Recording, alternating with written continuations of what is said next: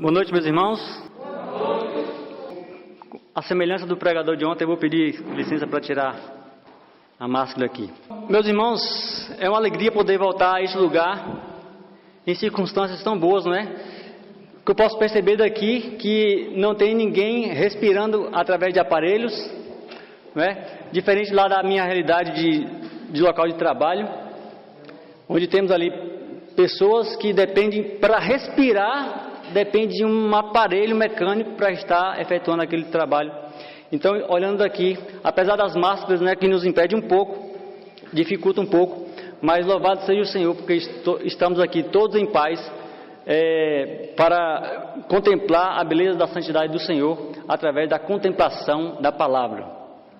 E também de maneira especial quero saudar, né, a igreja virtual, né, que se encontra aí do outro lado da tela. Quero dizer que o momento em que você estiver assistindo essa mensagem, que as bênçãos reservadas do Senhor para essa igreja também possa ser partilhada com você. Amém? Hoje nós teremos uma mensagem impactante. Irmãos, o tema de hoje eu considero muito especial. Eu passei a semana toda refletindo no texto, meditando e fazendo algumas associações, e aí eu peço assim que, se Deus conceder pelo menos 10% do que Ele ministrou no meu coração, eu conseguir transmitir para a igreja, já vai ser uma bênção. E eu sei que eu vou começar a falar aqui, então para isso eu quero humildemente suplicar ao Senhor que nos conceda o Espírito Santo nessa hora. Por isso, eu quero que, em nome de Jesus, curvemos as nossas frontes para falarmos ao Senhor nosso Deus. E vou me ajoelhar aqui para expressar a minha humilhação diante da potência do céu. Senhor meu Deus e meu Pai, nós queremos te agradecer de maneira especial por essa noite que nos é concedida, onde nós podemos aqui estar, ó Pai, com saúde, respirando, ó Deus, sem mecanismos mecânicos, a não ser o que foi dado a nós. Que nessa hora, Senhor, encha os nossos corações da unção do Espírito Santo, Pai. Não só para falar, Senhor, mas também para ouvir, estar desejoso de fazer a Tua vontade. Amém. Ministra no coração de cada adorador que está ouvindo, assistindo ou contemplando, ó Deus, essa mensagem. Que o mensageiro se esconda atrás da Tua palavra, para que o Senhor possa falar por intermédio dela. Amém. Essas bênçãos eu rogo, agradecido, Deus, em nome de Jesus. Amém. Amém. Meus irmãos, eu poderia estar trazendo alguns temas aqui relacionados a tudo aquilo que estamos vivendo hoje. E por falar nisso, sabe qual é a temática que mais tem se pregado nesses últimos 3 meses? Alguém arrisca aí? Qual é a temática que mais tem se pregado nesses últimos 3 meses? A volta de Jesus, amém? Amém. Amém. A volta de Jesus está sendo um tema recorrente aí nas mídias sociais, e se estão nas mídias, estão chegando até a população, não é? Isso impacta os nossos corações de saber que essa temática que até então era tão pouco falada no mundo cristão em geral, hoje está sendo amplamente divulgada. Ainda há pouco eu fiz uma pesquisa lá, eu coloquei lá no Google, volta de Jesus. Sabe quantas referências apareceram? Eu até anotei aqui para não perder a pontualidade. 99.400.000 vezes aparece ali na descrição o termo a volta de Jesus. Isso é motivo dos nossos corações vibrar, porque eu me lembro dos pioneiros que, quando eles começaram a pregar a respeito da volta de Jesus, é verdade que eles entenderam ali de forma errônea a questão do evento, mas o que embalou o continuar do movimento foi a pregação de que tema? A volta de Jesus. Se está acontecendo de novo, é porque Cristo de fato está para voltar. E aí eu faço menção ao nome que Deus me deu para colocar no canal. E alguém lembra aí o nome do canal? Plenitude dos Tempos. E vai chegar o momento da gente trabalhar aqui essa temática de forma pontual, de forma textual, porque de fato, irmãos, eu não tenho dúvida de que estamos vivendo uma nova plenitude dos tempos. e Jesus brevemente rasgará as nuvens dos céus para buscar aqueles que são seus. Amém?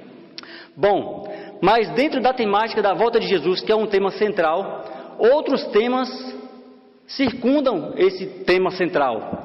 E esses outros temas que circundam o tema central, que é a volta de Jesus, nós podemos ver ali o tema, por exemplo, da chuva serôdia, o derramamento do Espírito Santo, como a semelhança do que aconteceu, ou ainda mais intensamente do que aconteceu lá no Pentecostes.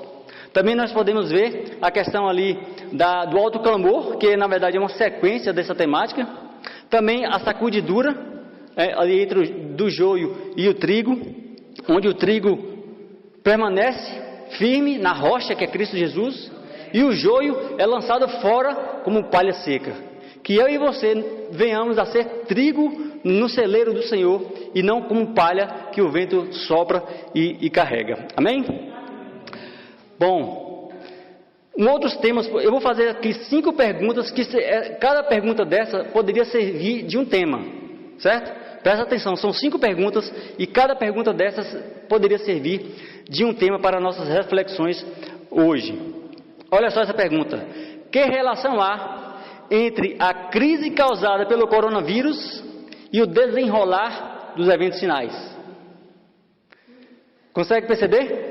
Qual é a relação que existe entre aquilo que temos vivido ou vivenciado nesses últimos meses, causado aí pela essa virose, e o desenrolar dos eventos finais? Seria uma pergunta para destacarmos e trabalharmos. Uma outra pergunta: o que levou Daniel a orar de forma tão sublime, registrado ali no capítulo 9 do seu livro? Daniel orou de forma sublime, não é verdade? E qual foi a motivação de Daniel? A gente pode perceber, até adiantar essa resposta, que a proximidade do fim do cativeiro foi que levou Daniel a orar de forma tão intensa e de forma tão sublime. Não seria também o caso de que nós, ao percebermos a brevidade da volta de Jesus, também não orássemos de forma tão sublime como Daniel? Uma outra pergunta. Uma terceira pergunta seria: quais são as evidências bíblicas da proximidade da volta de Jesus? Sabe? E eu consegui catalogar pelo menos 12. Ou melhor, eu intitulo essa temática de 10 mais 2. Por que 10 mais 2? Porque 10 argumentos eu consigo ver de forma cristalina na Bíblia. Um outro tema, seria o 11º, eu consigo ver se cumprindo em nosso meio através dos testemunhos inspirados, através do dom profético. E um 12º seria em relação a uma teoria que anda perdurando aí o meio cristão, que é a teoria do 7º milênio. E a igreja tem trabalhado combatendo, outrora considerando, mas a temática ela está sendo divulgada amplamente aí nos meios digitais. É a temática da teoria, por isso que eu não incluo entre os 10, porque eu não somo com os 10, porque é uma teoria, não é? Então eu intitulo essa palestra em 10 argumentos mais 2 da brevidade da volta de Jesus. Uma outra pergunta importantíssima: se você souber a resposta para essa pergunta, louvado seja o Senhor na sua vida. E a pergunta é: você sabe qual é a verdade presente? Você sabe qual é a verdade? E mais, saber a verdade presente e saber como está firmado nela? Irmãos, eu demorei praticamente uns 6 meses estudando essa temática. Fui lá para os livros proféticos, os livros de testemunhos, e percebi que há uma ampla ministração ali, uma ampla apresentação dessa temática, verdade presente. E aí fiquei curioso para saber qual é a verdade presente e principalmente como está firmado nessa verdade. E por fim, outro tema que poderíamos estar trabalhando era como se preparar para a tão bendita esperança de todo cristão, que é a volta de Jesus. E nesse ponto eu também consegui catalogar 14 pontos sem margens de erro para estarmos aí nos empenhando para esse grande e bendito evento que é o segundo advento. Porque não adianta nada Jesus voltar, está próximo, vai voltar, se não estivermos preparados, não é isso? Isso me incomodou muito. Sabe, Naldo, e esse ministério que a gente está implementando, que é o Ministério das Mídias, para alcançar os nossos irmãos que estão em casa e os visitantes, eu percebo que em meu coração, ele já começou a produzir frutos. Por quê? Porque na ocasião em que foi ministrada aqui aquela apresentação sobre fé, e a fé não vacilante, por motivos de circunstâncias, eu não pude estar na igreja. E eu queria muito estar, mas através do recurso, eu consegui ouvir e absorver a mensagem, e eu fui ricamente abençoado por aquela ministração. E aí eu percebi naquele ponto que você tocou assim, olha, saber a Bíblia, conhecer a Bíblia, estudar a Bíblia, de nada vai valer se você não permitir que a Bíblia te transforme, ou o autor da Bíblia te transforme. E aquilo foi impactante para a minha vida. Então, essa mensagem de hoje também, ela tem esse propósito de não te informar, não te impactar emocionalmente, mas te trazer para mais perto da Bíblia, te trazer para mais perto de Jesus e fazer de você, de fato e de verdade, uma nova criatura. Amém? Então, sem mais delongas, vamos então entrar no texto dessa noite. Efésios capítulo 6, o versículo 12. Livro de Efésios, ou a carta aos Efésios, capítulo 6, versículo 12. 12 e o 13 também. Todos acharam? Amém. Amém. Mais uma vez, com a Bíblia aberta, oremos ao Senhor. Pai, aqui estamos, nos despindo ao Deus de nós mesmos, querendo, ó Deus, nos revestir da Tua glória. Que a Tua luz brilhe em nós e que a Tua palavra, ó Pai, fale aos nossos corações através do Teu santo e bom Espírito. Esteja à vontade para passear no nosso meio e fazer morada dentro de nós. Eu rogo em nome de Jesus. Amém. Efésios capítulo 6, verso 12 e 13. Porque não temos que lutar contra a carne e o sangue, mas sim contra os principados, contra as potestades, contra os príncipes das trevas deste século, contra as hostes espirituais da maldade nos lugares celestiais. Porquanto, tomai toda a armadura de Deus, para que possais resistir no dia mau, e havendo feito tudo, ficar firme. Queridos, o verso termina dizendo que Deus quer que eu e você estejamos firmes. Amém? Amém. Amém. E para isso precisamos nos revestir com as armaduras de Deus. No restante do texto vai dizer quais são essas armaduras, quais são os itens dessa armadura. E me chama a atenção que a armadura começa pelo cinto, e é o cinturão da verdade, porque se não estivermos alicerçados na verdade, de nada vai valer a nossa teologia, o construir da nossa experiência. Mas se estivermos firmados na verdade, como aqui diz, o cinturão da verdade, nós podemos prosseguir, certos de que o Senhor prevalecerá contra as hostes do mal. Mas eu quero que você se detenha, a princípio, no início do verso, lá do verso 12, que diz que nós não temos que lutar contra a carne e contra o sangue. Esse pedaço do trecho, ele é fácil de entender. A semelhança do que acontece ao longo da Bíblia, que tem coisas na Bíblia fácil de entender. Tem coisas que exigem um pouco mais de investigação. Mas quando diz que nossa luta não é contra a carne nem contra o sangue, é fácil de entender. Quer dizer que nós não precisamos lutar, ou não temos que lutar contra pessoas. Sabe? Quando aquela pessoa que porventura perdeu o emprego nessa situação, e aí fica chateado com o responsável pelo setor pessoal, pelo o empresário, não é? E aí fica com raiva do empresário, fica com raiva da pessoa que causou aquela situação. Não, a nossa luta não é contra carne, não é contra pessoas. Quando o nosso cônjuge nos aflige com alguma situação da vida, ainda que sem querer, nós temos que entrar na situação certo de que, lembrando disso, que a nossa luta não é contra o cônjuge, é contra as potestades e principados do mal, né? E assim vai, é com o nosso colega. Ainda ontem, olha para você ver a situação, eu estava elaborando esse sermão, e eu estava de plantão essa noite, e aí eu estava trabalhando, e, irmãos, é porque o nosso tempo é curto para eu contar experiências que a gente tem vivido ali, mas é um frenético. A nossa rotina mudou drasticamente. E aí, alguns conseguem se equilibrar diante da situação. Outros reagem de forma diferente. E ontem eu fui afligido, vamos dizer assim. Fui, como se diz, né? Pisar no meu calo. E eu elaborando na mente essa mensagem. E aí eu tive que lembrar, na hora da crise, na hora da situação, no quente ali, eu tive que lembrar a minha luta, o impacto aqui, a batalha não é contra o meu colega, é contra as forças, os principados e potestades. Sabe por que eu estou dizendo isso? Porque no quente, no frio, né? Na paz, a gente lembra desse verso.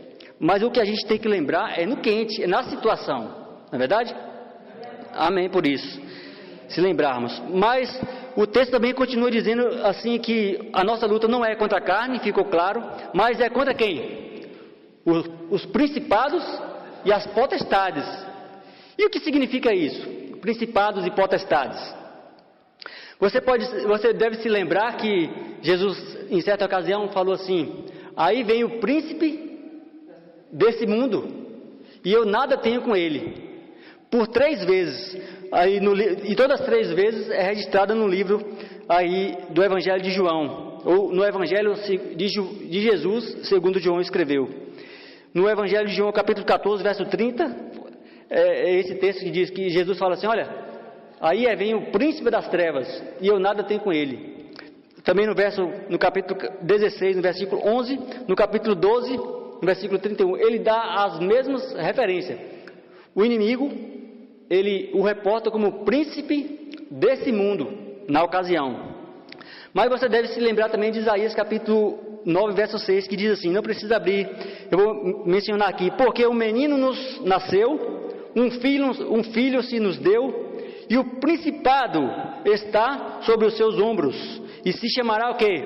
Maravilhoso, Conselheiro, Deus forte, Pai da eternidade, Príncipe da paz. Se o inimigo, ele tem um principado, onde o próprio Cristo reconhece, Jesus, ele é o príncipe da paz. Ou seja, ele também tem um principado, e é o principal dos principados. Amém? Então nós temos que reconhecer que nesse mundo tenebroso existe um grande conflito, onde as forças de principados e potestades eles atuam. E as potestades? O que seria as potestades? As potestades nada mais são do que os agentes dos príncipes. Então aqueles que se filiam ao príncipe desse mundo faz parte da potestade desse mundo. Mas os súditos ou as potestades que se filiam ao príncipe da paz, então são considerados principados ou potestades do príncipe da paz. Então nós podemos perceber que existem agentes trabalhando ou para o bem ou para o mal. E nesse conflito entre o bem e o mal se desenrola aí o grande conflito. Nesse ponto dos principados e as potestades, se destaca 3 coisas. Dentro do princípio das potestades se destacam 3 coisas. Primeiro, todas as potestades, eles foram criados por Deus, quer sejam os bons ou sejam os maus. E parece soar estranho para nós, quer dizer que Deus criou o mal? Não, Ele criou os anjos, e os anjos decidiram se tornar, o quê? Maus. Mas Deus foi quem os criou. Isso está lá em Colossenses capítulo 1, verso 16, também capítulo 2, verso 10. Segundo, em relação às potestades, todas as potestades estão sujeitas a Deus. Mais uma vez, quer sejam as potestades do bem, quer sejam as potestades do mal, todas elas estão debaixo da jurisdição ou debaixo estão sujeitos a Deus. Isso também não pode ficar com dúvida. Isso está lá em 1 Pedro capítulo 3, verso 22. E por fim, as potestades do mal, elas foram derrotadas por Cristo na cruz do Calvário. Amém? Todas as potestades do mal, elas já foram derrotadas na cruz do Calvário. Até a cruz, Satanás tinha o título de príncipe desse mundo. Mas depois da cruz, Jesus resgatou esse principado, e agora ele não mais tem esse título, porque Jesus, além de ser o príncipe dos príncipes, o príncipe dos principados do bem, ele agora é Senhor dos senhores e Rei dos reis. Amém? Isso não pode deixar de fazer parte da nossa vida, da nossa mente, em saber que as potestades do mal, eles já são derrotados. Não é que eles serão derrotados, eles já são derrotados. Amém? Então até aqui nós podemos perceber que a nossa luta, ela não é contra a carne, ou seja, não é contra pessoas, mas sim contra os principados das potestades. E por fim, estamos no meio de um grande e terrível conflito. E ontem a gente fazendo culto em casa, culto familiar, me chamou a atenção a frase de Iago. A gente estava fazendo culto, eu tentando imprimir na mente das crianças ali, de Patrícia também, uma lição. E aí, antes de orar, Iago falou: papai, deixa eu falar uma coisa. Não sei se Patrícia vai lembrar dessa ocasião. E ele falou assim: papai, com o inimigo a gente não pode brincar, porque ele não está de brincadeira. Irmãos, se uma criança de 5 anos de idade consegue ter esse discernimento de que o diabo não está de brincadeira, meu Deus, o que eu posso pensar senão que estamos de fato no fim dos tempos, não é? E de fato ele não está de brincadeira. As pedras estão clamando e as crianças estão pregando pelo poder da palavra. Queridos, esse mundo, ele está sendo abalado. Não podemos negar isso, não podemos fugir dessa realidade. Esse mundo está sendo chacoalhado. E esse chacoalhar, ele pode sim estar sendo da parte dos principados das potestades do mal, porque tem causado morte, tem causado sofrimento. A gente viu aí recentemente a questão daquela explosão, que as pessoas não têm segurança nem dentro das próprias casas. Irmãos, que é isso?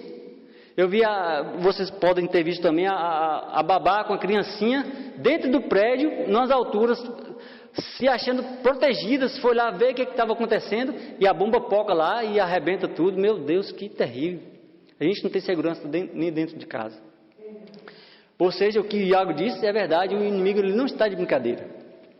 Mas eu quero frisar um outro aspecto dessa situação.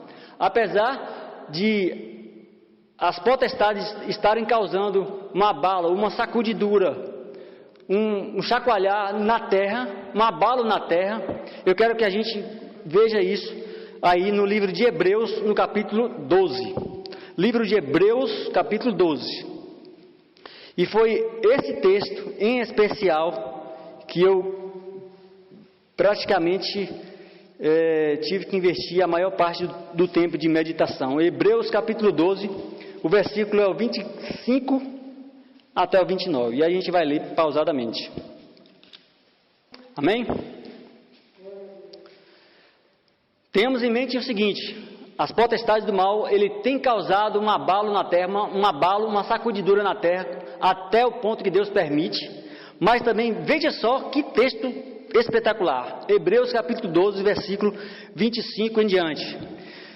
Diz assim: vede que não rejeiteis ao que fala. Por quê? Se não escaparam aqueles que rejeitaram o que na terra os advertia, muito menos nós, se nos desviarmos daquele que é dos céus. Verso 26. A voz do qual abalou então a terra, mas agora anunciou, dizendo: ainda uma vez abalarei não só a terra, mas também o céu. Nós vamos dar continuidade na leitura, mas esse texto para mim foi impactante, porque aqui diz que uma voz abalaria não só o céu, não só a terra, mas também o céu. E essa voz, se a gente for considerar o contexto, essa voz é a voz de Jesus.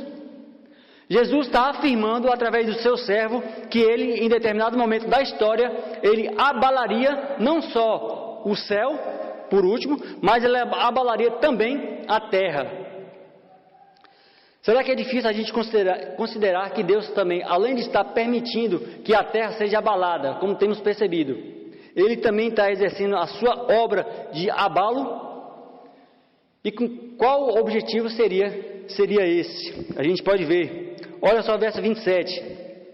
E esta palavra ainda uma vez mostra a remoção ou a mudança das coisas abaladas, como coisas feitas, para que as inabaláveis permaneçam.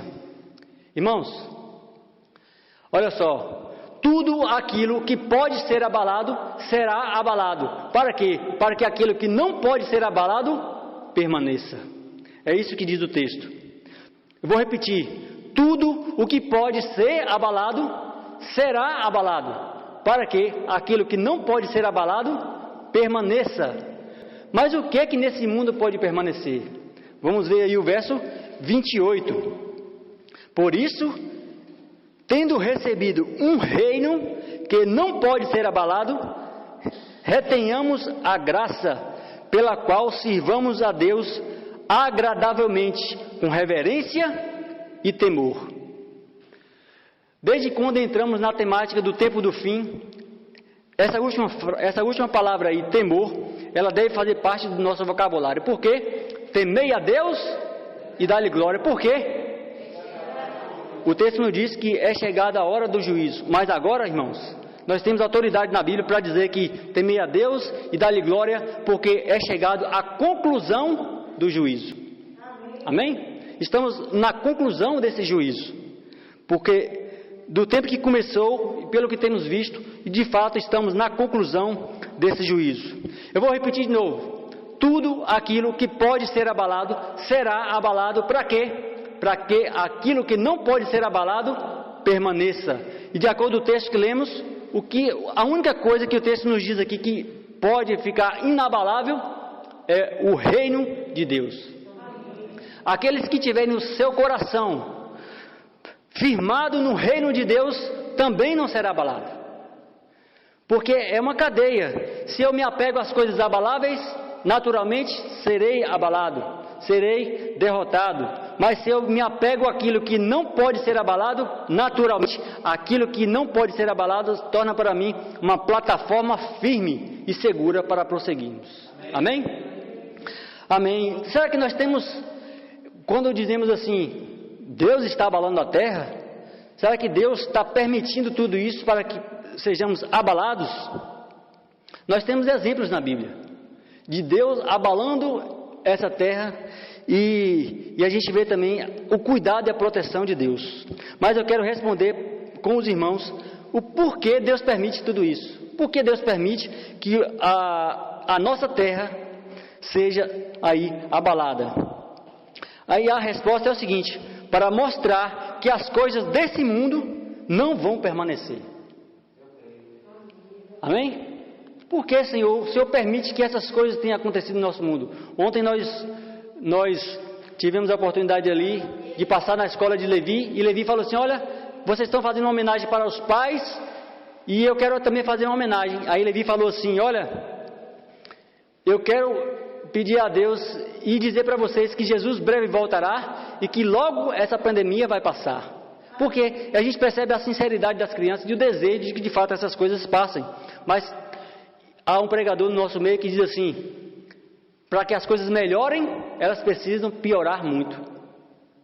Entende essa questão? Para que as coisas de fato melhorem, elas precisam piorar muito. Ou seja, para que Jesus volte e nos conceda um reino de glória eterna, sem pandemias, algumas coisas precisam acontecer para nos abalar, para nos ajudar a voltarmos para Deus.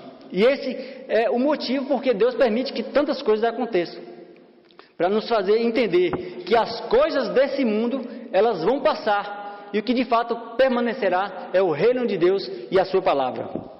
Eu consigo me lembrar também de Mateus 24:35, quando diz assim: o céu e a terra vão passar, mas as minhas palavras não hão de passar. Isso nos traz um conforto em dizer, em nos orientar, que se estivermos apegados àquilo que não pode ser abalado, nós também seremos inabaláveis. Eu quero que os irmãos abram. Antes disso, eu vou dizer aqui os exemplos se porventura os irmãos não conseguiram se lembrar. Os exemplos na história terrestre em que Deus abalou esse mundo. Lembra lá do dilúvio? O que é que foi aquilo senão um abalo da parte de Deus? Não é verdade? Mas nem por isso o povo dele deixou de ser protegido. Aquele que se atentou para as suas promessas foram protegidos. Se a gente se lembrar também da história de Sodoma, um episódio ali também no Gênesis, ali vai dizer que aquela região, aquela que nós conhecemos ali por nome, né, a cidade de Sodoma e Gomorra, também foi abalado. E choveu fogo do céu da parte de Deus. Deus abalando aquela região para mostrar que as coisas desse mundo, elas não vão permanecer. Amém? E o exemplo mais clássico, que está mais próximo de nós, é o exemplo de Jerusalém. Cidade santa, terrestre, cidade da igreja de Deus, também recebeu um abalo da parte de quem? Da parte de Deus. É verdade que foi o exército romano que esteve ali, mas tudo permitido por Deus. E ali se cumpriu a profecia de Cristo de que não ficaria pedra sobre pedra. Jesus chora sobre Jerusalém. E a gente conhece a história. Mas o que eu quero dizer com esses 3 exemplos é que Deus pode sim abalar a terra em que vivemos para nos conceder um recado, para fazer entendermos de que as coisas desse mundo, elas não vão permanecer para sempre. E que a única coisa que vai permanecer é o reino de Deus e a glória do nome do Senhor. Eu quero que os irmãos abram para finalizarmos aí o Salmo 51, para nós vermos aqui uma palavra de conforto para o nosso coração mediante essa informação. Enquanto os irmãos abrem aí essa referência bíblica, Salmo 51, verso 10, eu quero fazer menção aqui da história de um homem que eu conheci lá no hospital. Eu não vou divulgar o nome dele, porque eu não permiti autorização para falar, mas enfim, é um homem já com certa idade. E aí, para as pessoas que não sabem, né, a maioria dos irmãos aqui sabem que eu trabalho na área da saúde, e aí nós estávamos ali na nossa atuação ali na área da enfermagem e também da fisioterapia. Tinha um homem internado lá no nosso hospital de campanha, né? No hospital que recebe só pacientes de coronavírus. E aí quando eu cheguei para receber o plantão, ele já estava lá. E aí eu cheguei todo paramentado, como todos os outros, só com a menção aqui dos olhos para fora. E aí eu cheguei para dar os cuidados àquele homem que já estava internado. Antes que ele desse a oportunidade para eu me apresentar, de eu o saudar ali, antes de eu abrir a boca, ele falou assim: não era para ser assim. Eu não, doutor, porque está todo mundo paramentado, para eles ali, para os pacientes, todo mundo é doutor, né? Ele falou: doutor, eu não sei como é que foi que eu consegui, que eu peguei esse vírus. Eu não sei como é que eu peguei esse vírus. Eu fiz tudo certinho, eu não saí de casa sem necessidade, eu usei máscara, eu passei álcool gel, e ainda assim, mesmo assim, essa virose me pegou. Não era para ser assim, doutor. Eu fiz tudo certinho. Sabe o que estava acontecendo com aquele homem? Aquele homem estava sendo abalado. A estrutura daquele homem estava sendo abalada. E a gente podia ver na afeição dele, na agonia dele. E aí eu pude falar algumas coisas ali com ele, falar que não era culpa dele em si. Mas no decorrer do plantão, ele via a gente para lá e para cá, cuidando dos outros pacientes que estavam em piores situações que ele. Ele pelo menos estava podendo falar, se expressar. E outros nem entubados nem podiam se expressar. E lá para a madrugada, ele me chamou e eu fui dar assistência para ele, é a minha função. E aí quando eu cheguei para ele pegou a minha mão e botou a minha mão na cabeça dele. Eu falei: que foi, seu fulano? Ele: olha, eu sei que vocês estão muito ocupados aí, mas eu queria uma coisa de vocês. Pois não, eu estou aqui para servir você, o senhor e os demais. Eu quero uma coisa que eu acho que só você vai poder me dar aqui agora. O quê? Uma oração. Lembra, Patrícia, que eu te comentei? E eu, na correria, uma agonia, o plantão pegando fogo, e o paciente está aqui pedindo oração. E eu me lembrei: esse homem está sendo abalado. Ele está suplicando por ajuda. Deus permitiu que eu estivesse aqui nessa hora, nesse momento, nessa hora de agonia aqui do plantão. Eu não vou poder negar esse favor, esse homem. E aí a gente pôde orar ali, pau quebrando lá, meus colegas correndo atrás de soro, de remédio, de parada cardíaca e orando pelo paciente que suplicou aquela situação. Irmãos, e aí esse paciente ele ficou 26 dias internado. Ele foi para casa, venceu o coronavírus, amém? Venceu o coronavírus, foi para casa. Eu peguei o endereço dele, infelizmente ele não é daqui de Conquista, ele é de fora, como a gente tem recebido muitos pacientes de fora.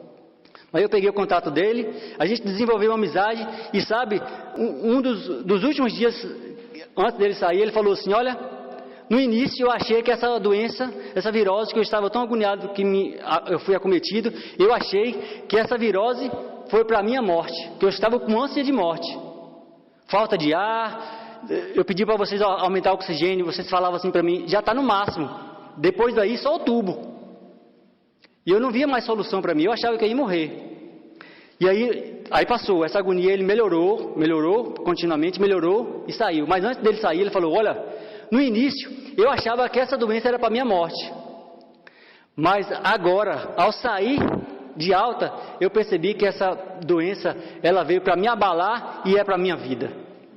Porque eu conheci pessoas aqui dentro que eu nunca imaginava que existiria.